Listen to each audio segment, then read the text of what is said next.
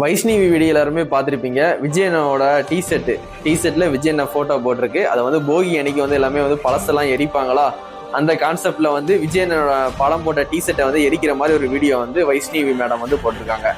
அவங்க கமெண்ட் செக்ஷனை கூட வந்து ஆஃப் பண்ணல, கமெண்டை வந்து ஆன் பண்ணி தான் வச்சிருக்காங்க. அவங்களோட ஐடியில் நிறைய வியூஸ் பேருக்கு நிறைய ஷேர் பண்ணியிருக்காங்க. நான் கூட வந்து ஷேர் பண்ணேன். இந்த மாதிரி ஒரு நியூஸ் போட்டு எல்லாருமே வந்து ஷேர் பண்ண தான் செய்வாங்க. விஜயனை பற்றி இப்படி போடும்போது, அது இந்த மாதிரி தப்பான பதிவு வந்து போடும்போது கண்டிப்பாக ஷேர் பண்ணுவோம், கமெண்ட்டும் அதிகமாக வரும். கமெண்ட்ல கண்டிப்பாக வந்து அசிங்கமாக தான் போடுவாங்க விஜய் ஃபேன்ஸ். அப்படி தெரிஞ்சு அந்த பொண்ணு வந்து பண்ணுறான்னா இது ஒரு பப்ளிசிட்டிக்காண்டி தான் பண்ணுறா.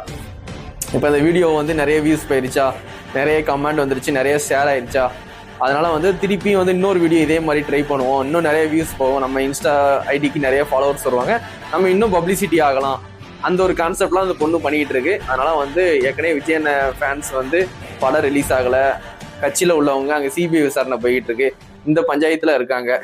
அதில் நடுவில் வந்து வைஷ்ணவி வேற இந்த மாதிரி வீடியோ போடும்போது நம்ம பசங்க மொத்தமாக அங்கே திரும்பிட்டாங்க. இந்த மாதிரி வைஷ்ணவி வந்து விஜயனை படம் போட்ட டீஷர்ட்டை வந்து எரிக்கிறா அப்படின்ட்டு.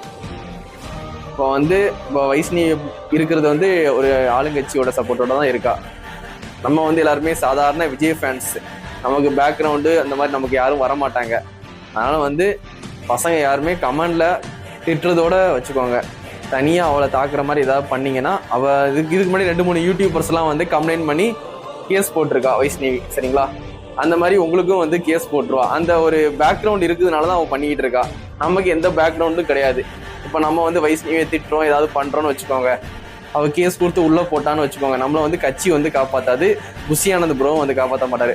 அவங்கள காப்பாற்றுறதுக்காண்டே வந்து சிபிஐ விசாரணைக்கு போயிட்டு இருக்காங்க.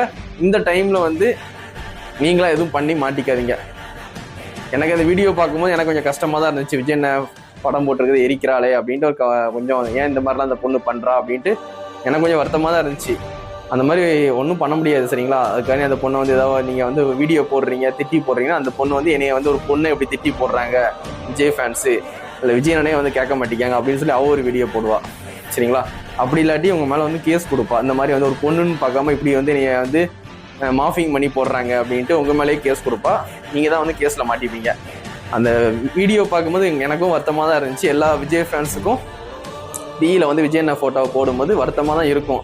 ஒன்றும் பண்ண முடியாது. இப்போ வந்து ஆளுங்கட்சி சப்போர்ட்டோட இருக்கும்போது நம்ம ஒன்றுமே பண்ண முடியாது. சைலண்ட்டாக இருங்க, சரிங்களா? எதுவும் பேசி எதுவும் மாட்டிக்காதீங்க, பிரச்சனையில் மாட்டிக்காதீங்க. அவங்க வாட்டு ஏதாவது பண்ணிட்டு போட்டோம், சரிங்களா? நீங்கள் எதுவும் கண்டுக்காமல் உங்கள் வேலையை மட்டும் பார்த்துட்டு போய்கிட்டே இருங்க. விஜயனை படம் வருதா போய் தியேட்டரில் பாருங்கள், விஜயனை எலெக்ஷனில் நிற்கிறாங்களா போய் ஓட்டு போடுங்க, இதை மட்டும் பண்ணுங்கள்.